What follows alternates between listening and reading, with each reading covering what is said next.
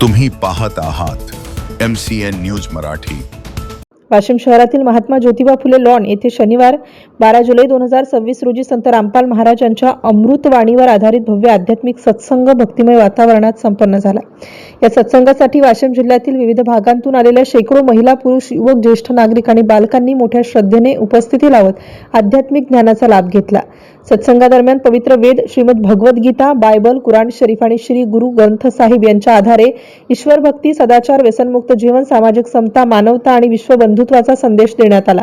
शास्त्रसंगत भक्ती स्वीकारूनच मानव जन्माचे अंतिम ध्येय साध्य होऊ शकते असा विचार यावेळी मांडण्यात आला। संपूर्ण कार्यक्रमात भक्ती रसाचे वातावरण अनुभवायला मिळाले। उपस्थित भाविकांनी अत्यंत शिस्तबद्ध पद्धतीने सत्संगाचे श्रवण करत आध्यात्मिक समाधान व्यक्त केलं।